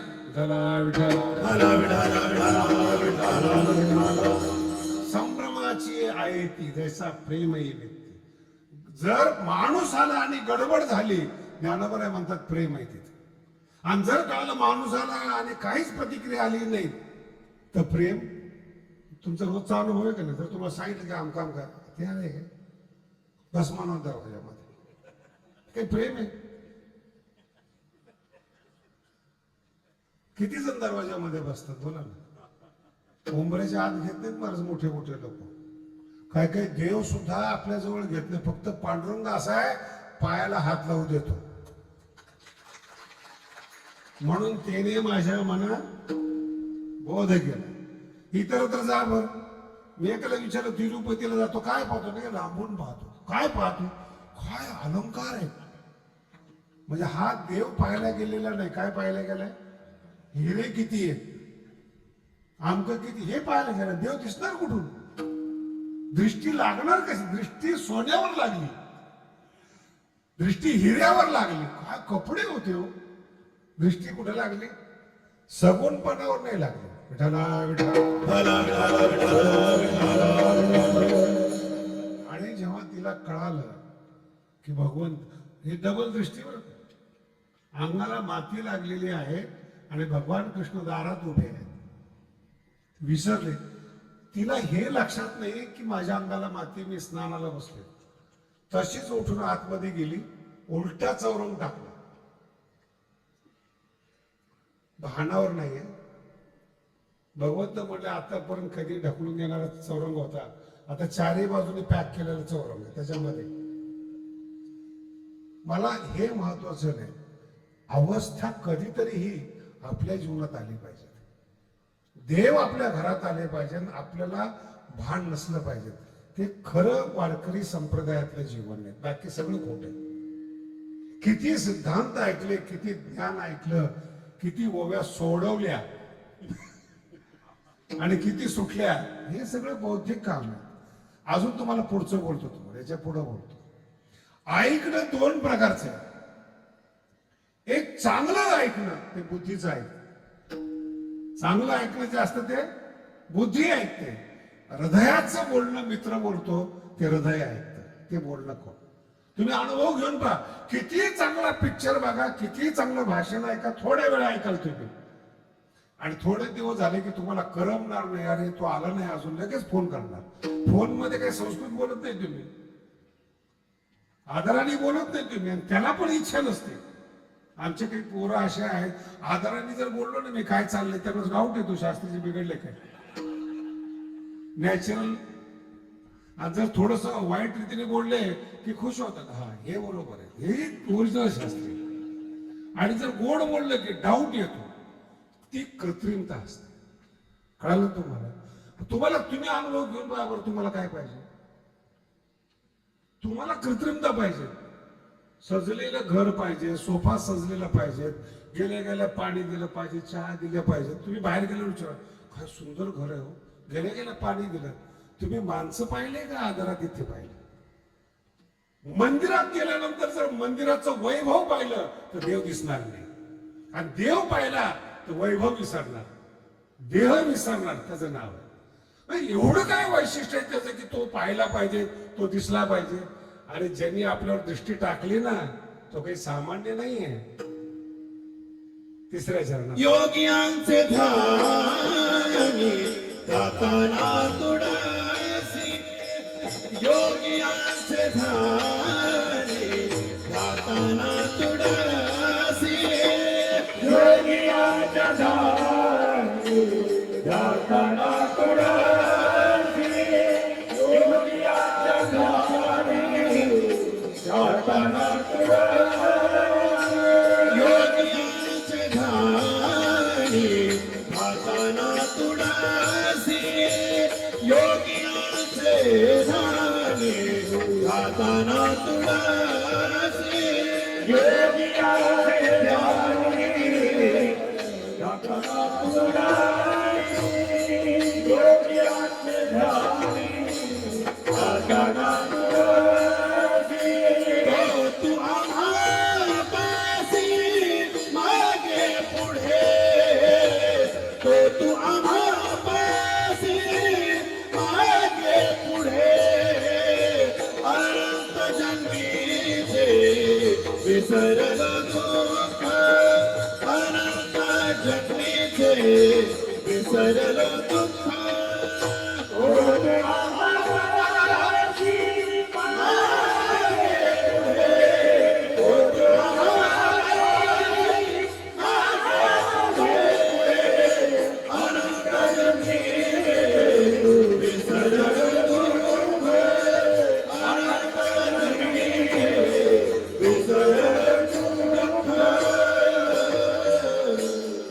ज्याने दृष्टी टाकली तो श्रीमंत नाहीये, बुद्धिमान नाहीये, पण तो असा आहे त्याला प्राप्त करण्यासाठी लोक संसार सोडून योग साधना करतात आणि ज्याच्यासाठी संसार सोडून योग साधना करतात त्याच्या स्वप्नात सुद्धा तो येत नाही. योगियाचे ध्यानी ध्याता नातूड सापडत नाही. नातूडणं म्हणजे सापडणे बरं का. सापडत हा फार महत्वाचा विषय बरं का. आता सगळेच महत्वाचे विषय आहेत, पण जरा अवघड चाललंय मला जाणवते, पण ऐकायला हरकत नाही. रोजच ते काय खायचं जरा थोडस. मला पण सगळं तुमचं वैभव पाहून जरा कठीण सांगावं असं वाटलं. नंतर कठीण वाटून देऊ नका.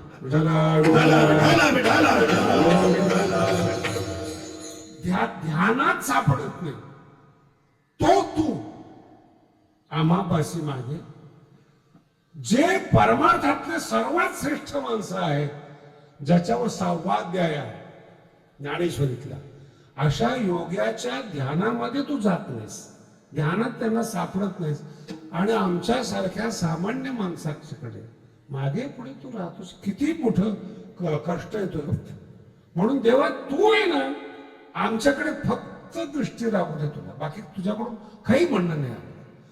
याच्यात माझं कल्याण आहे, देवाचं नाही. माझी दृष्टी, जरा अजून वेगळं बोलतोय, माझी दृष्टी जी कातडं पाहणारी आहे, विषय पाहणारी आहे, श्रीमंती आणि दागिने पाहणारी आहे, त्या दृष्टीला तुझं सगुण पण दिसावं.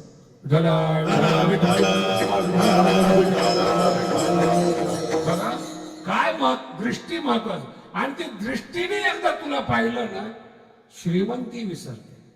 म्हणून तुम्हाला मी भारताच्या पंतप्रधानाच्या पत्नीचा दृष्टांत सांगितलाय. विदुराची पत्नी विसरली, ती एवढ्या मोठ्या घराण्यातलीच ते, ह्याच नाव परमार्थ आहे.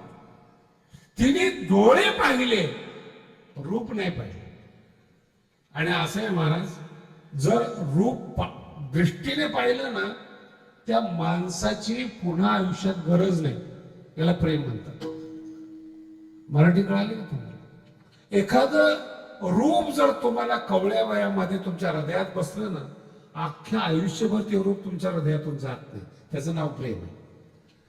तुम्ही सांगतही नाही कुणाला, बोलतही नाही कुणाला, पण जी छाप तुमच्या अंतःकरणावर पडती ती जात नाही. त्याचं नाव प्रेम आहे. तुम्ही सगळे व्यवहार करता,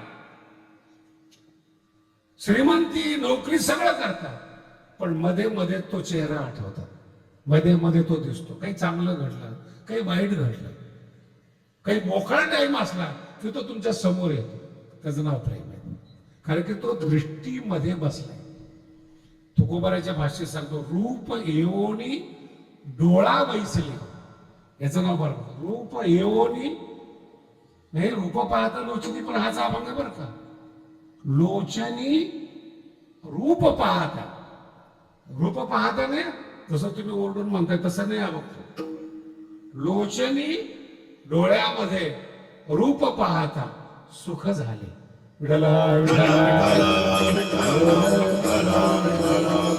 आपल्या डोळ्यामध्ये कधी रूप आलंच नाही. रुपये आलेले, दागिने आलेले. आता हे मी एवढंच बोलतो तुम्हाला, तुमच्या डोळ्यात काय काय बसले बघा. काय काही माणसं इतकी विषारी डोळ्याने समोरच्याला जाळतात. असं नुसतं बघितलं ना वाईट नजरेने, तुम्ही किती आनंदी असाल, त्यांनी जर तुमच्याकडे बघितलं दृष्ट्या लागत नाही, जळून जाता तुम्ही. वाईट माणूस समोरून चालला, तुम्ही सजलेले आहात, नको तो माणूस आला आणि त्याने तुम्हाला पाहिलं, त्याला काहीच होत नाही, तुमचा मूड जातो. दृष्टादृष्ट झाली, नजरा नजर झाली. दृष्ट लागणं म्हणजे काय, तेच आहे.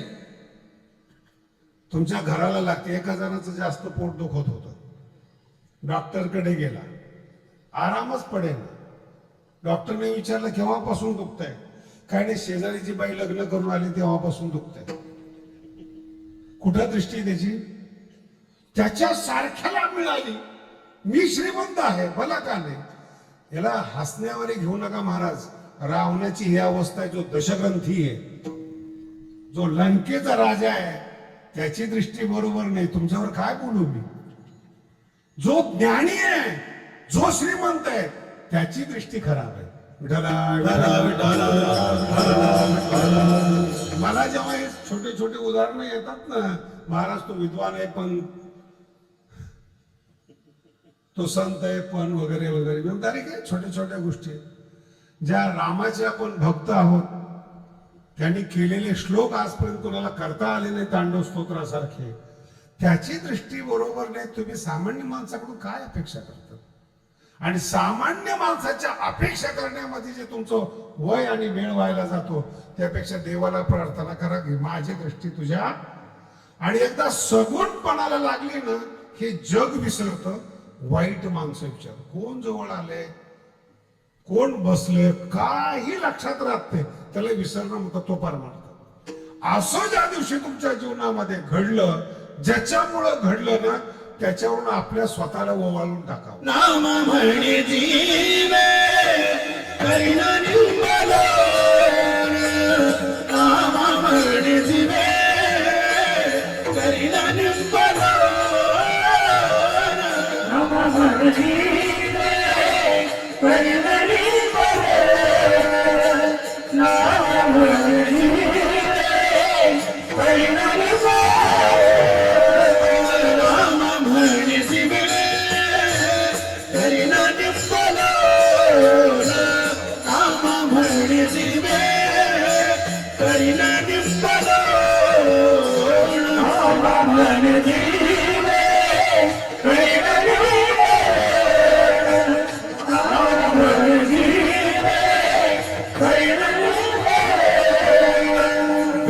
सहित चरण गोमाईन, विटे सहित चरण गोमाईन, अनंत जन्मीचे विसरलो दुःख, अनंत जन्मीचे विसरलो दुःख, विटे सहित चरण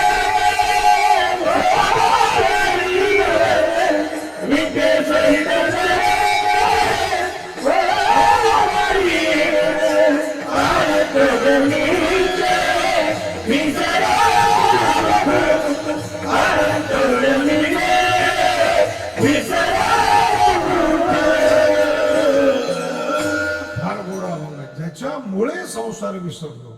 सगळे जमलेल्या लोकांना पुन्हा सांगतो महाराज, आनंद मिळवता आला पाहिजे म्हणून परमार्थ करा.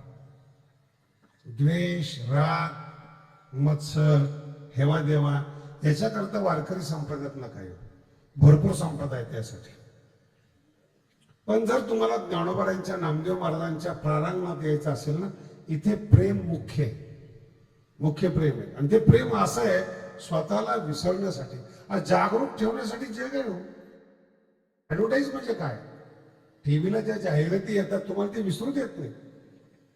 सतत रोज अशा साबणाच्या ऍडव्हर्टाईज येतात ना की ते तुमच्या डोक्यामध्ये बसतं. याच्यावर फार मोठा व्यापार आहे बरं का. सारखं सारखं तुमच्या डोक्यात बसवणं आहे ना, तुमच्या मेंदूला हॅक करणं म्हणतात. दुसरं काहीच नाही. सतत जाहिरात, सतत तेच बोलणं. राजकारण असू द्या, परमार्थ असू द्या, बोलणं असू द्या, सारखं आपल्या डोक्याला फ्रीज ठेवत नाही कोण. सारखं मागं लागतं. ते डोकं एकदा बाद झालं ना मग काही बेकार आहे सगळं. म्हणून जगाच्या नादी लागलेलं असताना जे डोकं बाद झालेले ते विसरण्यासाठी आमच्या परमार्थामध्ये रामकृष्ण गीती गात, रामकृष्ण गीती गात, रामकृष्ण गीती गात, रामकृष्ण गीती गात. टाळ चिपुळा वाजवित, टाळ चिपुळा वाजवित, टाळ चिपुळा वाजवित, टाळ चिपुळा वाजवित.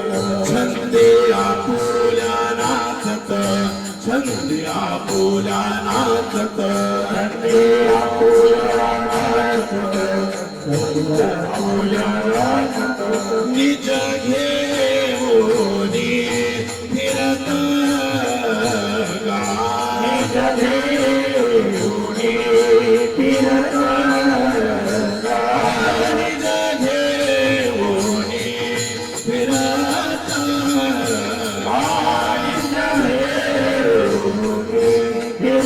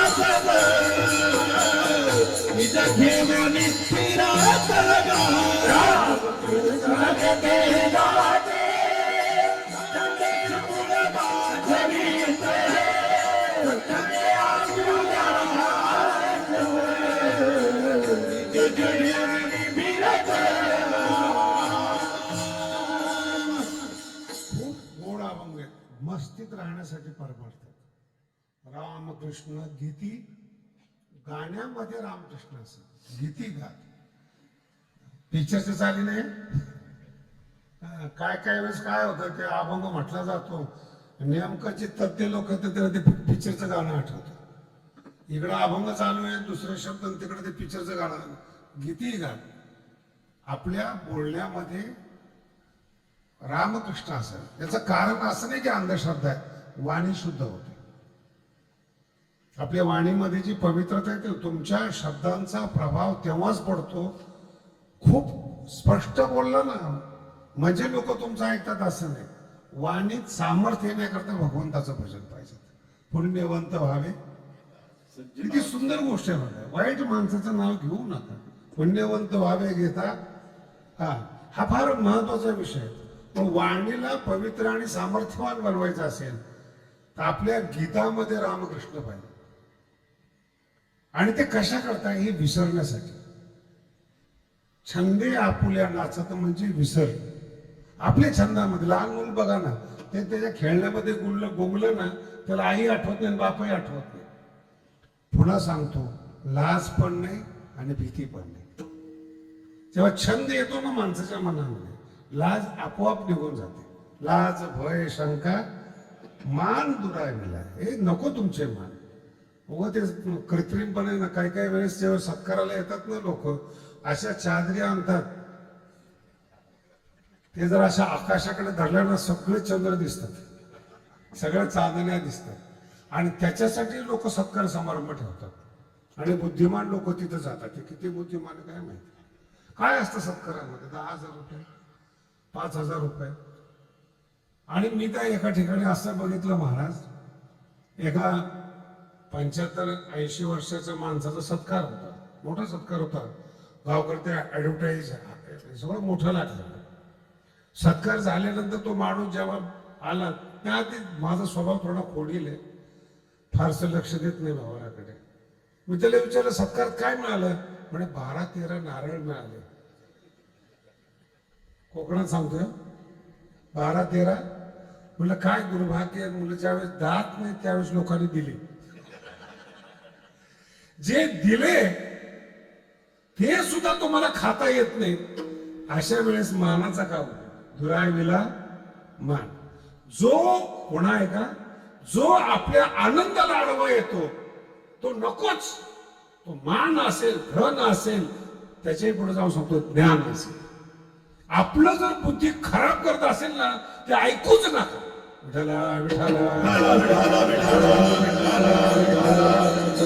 त्याला म्हणतात छंदे आपुल्याना. छंद आहे आपुल्यानाच निज देहोनी फिरते का अंतकरण आत्मा घेऊन फिरते. काय जनी वनी अवघा देव. वादच नाही शब्द आहे काय वादच नाही. देव कुठे जनी वनी अवघा देव. त्याच्यात त्याला ते द्वैत आहे अद्वैत आहे काही देणं घेणं नाही. अवघा देव. आणि त्याच्याही पेक्षा महत्वाचा भाग आहे जेव्हा तुम्ही परमार्थात अंतकरण येतं ना देव आहे का नाही याच्याशी तुम्हाला काही देणं घेणं नाही. विसरता का नाही तुम्हाला हे महत्वाचं आहे. म्हणून मी मगाशी सांगितले एक मूर्ती आपल्या डोळ्यामध्ये बसती एक छबी आपल्या डोळ्यामध्ये बसती. एखाद्या आईला एक मुलगा असावा हे ज्ञानोबांचा दृष्टांत आहे. आणि तो थोडा उशिरा व्हावा. आता उशिरा पण होत नाही तो भाग द्या सोडून. लग्न तर 40व्या वर्षी केलं तर कशा करता करतात परोपकारासाठी मला काही माहित नाही अजून. 40व्या वर्षी काहीच राहिलेलं नसतं दोघांमध्ये. आणि ते पण हायब्रिड खाऊन फवारलेलं खाऊन दम नाही राहिलेला ताकद नाही राहिलेली मुलं. आणि शेतकरी फार चांगले लवकरात लवकर लग्न. मुलगी 12वी झाली तिला कळायच्या आत लग्न. कळतंय तुम्हाला. आणि तिला एकदा कळायला लागलं की मग ते बापाचं ऐकत. मराठी कळते का. ज्याला कळायला लागलं ना संताचं सुद्धा ऐकत नाही. कळण्याच्या आत दृष्टी तुझ्या सगुणपणाला लागो. पुन्हा जगात दुसरं नाहीच. कळणं सुद्धा प्रतिबंधक आहे. आणि मग ते जे अंतकरणात स्थिर झालेलं चित्र आहे एखादी ओवी असेल, एखादा अभंग असेल, एखादा चेहरा असेल आणि तो सतत आपल्याला आनंदी ठेवत असतो, त्याच्याशी आपण बोलत असतो. हा मनाचा स्वभाव आहे बरं का. तुम्ही जर जनाबाईचे अभंग वाचले ना, तर मला विद्यापीठात प्रश्न विचारला होता, महाराज झाड लोट करी जनी आणि केर भरी शारण पाणी, तुम्हाला पटतंय का? म्हणलं का नाही पटत? नाही पण देव केर भरतो. म्हटलं तुझ्यासारख्याला वाटतं? तिला विचारा तुम्ही, तिला सहकार्य करतो हा अर्थ आहे. लक्षात, त्यांनी केअर काढला पाहिजे हा अर्थ नाही. तिचं ते माइंड मध्ये भाव विश्व आहे, माझ्या प्रत्येक कामाला तो सहकार्य करतो एवढाच अर्थ आहे. तुम्ही ना प्रत्येक धर्मातल्या लोकांना विचारा, मोठ्या मोठ्याची इंटरव्ह्यू आहे, महाराज तुम्हाला हे कसं काय नाही, भगवंताची इच्छा. हा शब्द महत्वाचा आहे. काय म्हणतात ते? बुद्धिमान आहे. एवढं सक्सेस कसं मिळालं, एवढ्या मोठ्या प्रमाणात? काय नाही, देवाची कृपा होती. मुसलमान असेल तर खुदा की, ख्रिश्चन असेल ओ माय गॉड, आहे ना, कुठे देवच आहे तो. जेवढे मोठे माणसं आहेत ना, एवढे नास्तिक नाही आहेत. त्यांना कधी विचारा, ते देवाचे आभार मानतात. लिंब लोन म्हणतात त्याला, आभार मानतात. भगवंताच्या कृपेने, खुदा की आम्ही इथपर्यंत आलो नाही, अगर अल्लाह की मर्जी हुई तो और बडे होते. हे देव आहे ना, हे आधार आहे म्हणाला. ते भाव विश्व आहे. कर्तव्य कर्म करत असताना तो माझ्या बरोबर आहे, हे भाव म्हणजे परमार्थाचा भाव. त्याने काय केर उचललाच पाहिजे, त्याने झाडू मारला पाहिजे असं नाहीये. तुमच्या माइंड मध्ये तो असतो, म्हणून संसार विसरतो. अनंत जन्मीचे तो बरोबर आहे. अंधारात जा बरं तुम्ही, जे कधी देवाचं नाव घेत नाही. मी माझ्या मित्राला फसवलं होतं एकदा, आळंदीतली गोष्ट.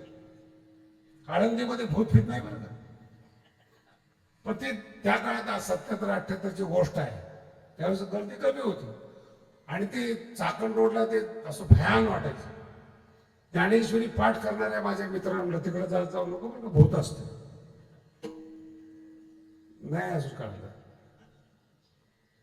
कीर्तन तरी कळालं ना. एकच शब्द सांगितलं का, तिकडे काय भूत आहे. त्याच्या डोक्यामध्ये काय बसले, कुणी बसवले? हे असे बसवणारे जवळ नसावेत. तो आमच्या मित्राचा विषय होता, त्या सोडून तो विषय. पण तुम्ही मोठे झाल्यानंतर सुद्धा परधर्मातले, परपंथातले, पर उपासनेतले तुमच्या डोक्यात टाकून जातात. काय खरे विठ्ठलाचं? आमच्याकडे त्यांचा देव तुरुंगात गेलेला, त्यांचे देव आमच्या ठिकाणी बसलेले. एका ठिकाणी मला नेलं महाराज जबरदस्ती, महाराज इकडे या तुम्ही बघा. मला तर फिरायचा शौक आहे. म्हणलं ठीक आहे बघू. बघा काय चमत्कार. काही नाही, पुन्हा सांगतो, काही नाही. तुमच्या मेंदूत काय बसवलं जाते एवढंच महत्वाचं. साधी गोष्ट, तू तिकडे जाईच ना 2-4 दिवस. माझ्या दुसऱ्या एका मित्राने विचारलं, काय झालं रे? काय नाही, ते तिकडं भूत आहे म्हणून मला सांगितलं. आळंदीमध्ये येऊन ज्ञानेश्वरी डोक्यात बसत नाही आणि भूत डोक्यात बसत नाही. काय पंढरपूरला जाऊन प्रसाद जर डोक्यात बसत असेल, प्रसाद देणारा जर बसत नसेल, हे कोणाचा दोष आहे? मेंदू मध्ये बसवू नका, यांच्यापासून लांब राहा. यांना विसरा, काही सांगू द्या. माझा अनुभव आहे महाराज, ज्याला जे ऐकायचं तेच ऐकतं. ज्याची इच्छा आहे ना, सगळं ऐकलं तरी ते डोक्यामध्ये काही राहत नाही. एक कंपनीचा माणूस माझ्याकडे आला होता, 2-4 हजार कोटीची कंपनी. आणि त्या लोक पैसा जास्त झाला ना, ही लोक फार अवघड असतात, बेचैन असतात. त्याने हे सगळे महात्मा लोक पाहिले, ते युट्यूबचे ज्ञानेश्वरी त्याला बरी वाटले. त्याला वाटलं काहीतरी चांगलं सांगते. 2-4 हजार कोटीचा मालक माझ्याकडे आला. मला म्हणे, महाराज असं असं आहे, तुमची ज्ञानेश्वरी फार आनंद देते, काय केलं पाहिजे? म्हटलं काहीच नाही केलं पाहिजे. नाही म्हणे, माझ्या अशाच्या कंपनी. म्हणजे ते सोडून ज्ञानेश्वरी वाच, पटेल त्याला. बोला ना, त्याच्या डोक्यात बसलेलं आहे, निघत नाही. पण मी काही चुकीचं बोललो का? सोडून दे म्हटलं, बस झालं. तुझं वय 60 झालं, किती दिवस करतो ते? दे सोडून, पोरांच्या नावाने कर, वाटून जास्त नाही म्हणलं. बाजूला हो. कसं बाजूला नाही घ्यायचं? नको निघू. तो गेल्यानंतर त्याला आणणारा एक जण होता. मला म्हणे शास्त्रीचे थोडं गोड तर बोलायचं ना, का माऊलीच्या मंदिराला त्याला 2-3 कोटी द्यायची. तुम्हाला नकोच. गोड बोलून पैसा उकळणं हे ज्ञानेश्वरीचं काम नाही. सत्य आहे ते सांगितलं. तुका म्हणे सत्य येऊ तर रागे सत्य सांगितलं. याच्यासाठी काय करायचंय म्हणून आमची वारकरी ऊसतोड कामगार कमी आहेत का? याच्यासाठी बोलायचं. आणि पुन्हा सांगतो, 2-4 हजार कोटी असून तो बेचैन आहे आणि त्याची थोडी घेऊन मी बेचैनी विकत घेतली का पैसा घेतला? बोला ना. दुःख घेताय तुम्ही, कळत न कळत त्याचं दुःख थोडस तुमच्याकडे येते.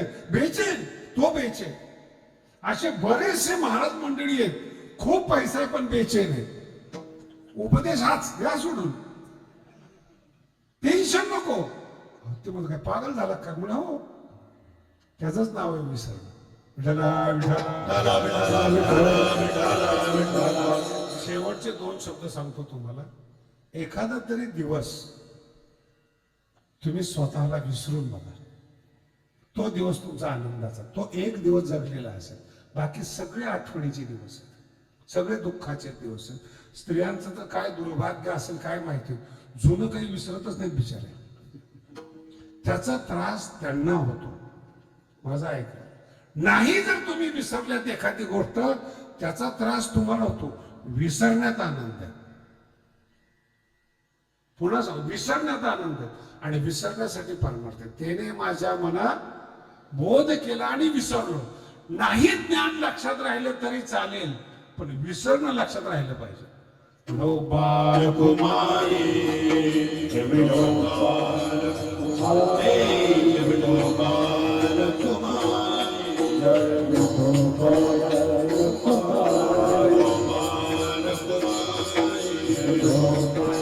Kumar